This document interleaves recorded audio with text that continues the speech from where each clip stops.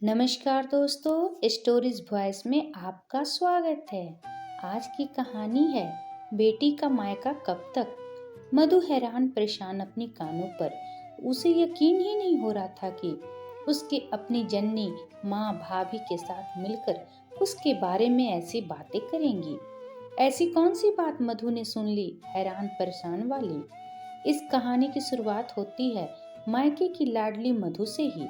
3 भाई बहनों में सबसे छोटी मधु, इसलिए सबकी लाडली दिन भर चहकती रहती थी चिड़ियों की तरह, और दोनों बड़े भाइयों से अपनी बातें मनवाती रहती थी। अपने माँ पापा रघुवर और जानकी जी के जैसे वह जान ही थी। समय बीतता गया, पढ़ाई लिखाई करके दोनों भाई अपनी अपनी नौकरी में लग गए। एक एक करके दोनों भाइयों की भी शादी हो गई। घर में भाभी आ गई। दोनों भाभी व्यवहार से तो ठीक ही थी। परिवार में सब कुछ ठीक ठाक खुशी खुशी चल रहा था।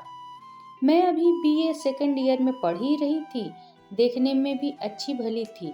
जो भी रिश्तेदार आते सब यही कहते कि मधु के लिए रिश्ता देखिए। पापा कहते अभी नहीं, बीए कंप्लीट कर लेगी तब।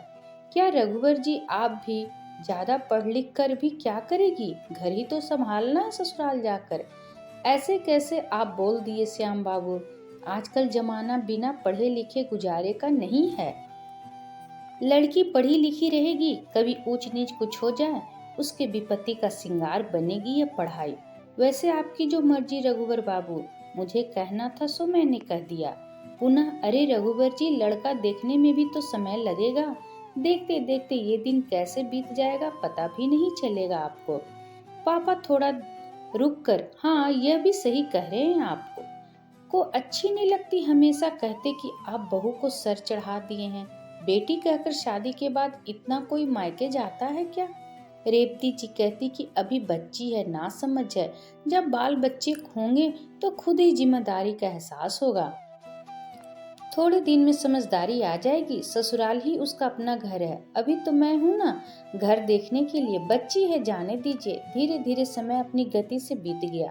5 साल बाद 2 बच्चे की माँ बन गई मधु, लेकिन फिर भी उसकी आदत नहीं छूटा मायके जाने वाला। जब मन हो तब कोई बहाना बनाकर मायके चली जाती।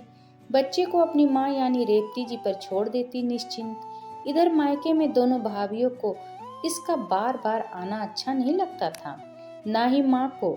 दोनों भाभियों के बीच मधु की वजह से हमेशा अनबन बनी रहती थी। इस बार मधु जब मायके आई मयंक जी के साथ, रात में तो सब ठीक था।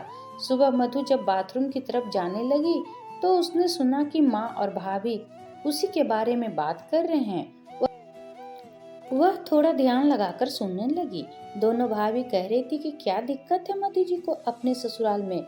इतनी अच्छी सास, इतना अच्छा परिवार मिला हुआ है, फिर भी जब देखो तब यहाँ आ जाती हैं।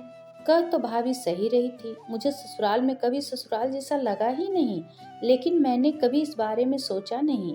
दुनिया जैसे बोलती थी यही भ्रम मेरे दिमाग में भी लगा हुआ था। ससुराल यानी लड़कियों के लिए सजा। खुद तो आती ही है, मयंक जी को भी साथ लेते आती है। स्वागत में कम खर्चे होते हैं क्या। माँ भी बोल रही थी, हाँ सही बात है। इस वक्त तुम दोनों झगड़ा मत करो, मैं मधु से बात करूंगी। तभी मधु माँ से लिपटते हुए, आज के बाद मैं बिना किसी ओकेजन कभी नहीं आऊंगी। यही मेरा फैसला है, यही सही है माँ। मधु की आंखों से आंसू जैसे रुकने का नाम ही नहीं ले रही थी। नम आंखों से तुरंत मयंक जी के साथ अपने ससुराल पहुंच जाती है। रेवती जी से लिपट कर फूट फूट कर रोने लगती और कहती है मेरा मायका छूट गया। दहलीज के उस पार रेवती जी कहती हैं, अरे पगली, तुम्हारा दूजा मायका हमेशा तुम्हारा इंतजार कर रहा है। अपने घर को रोशन करो, यही तुम्हारा असली मायका है। माँ ने कहा, हाँ माँ, मैं हमेशा आपके लिए अपने मायके लौट आई। हंसते हुए। आशा करते हैं कहानी आपको पसंद आई होगी। इस पर आपकी क्या राय है कमेंट करके ज़रूर बताएं, और अगर पसंद आए तो प्लीज़ लाइक एंड सब्सक्राइब करना ना भूलें। इसी तरह और भी कहानी सुनने के लिए कृपया बेल आइकन बटन को दबाना ना भूलें। वीडियो देखने के लिए आपका बहुत बहुत धन्यवाद।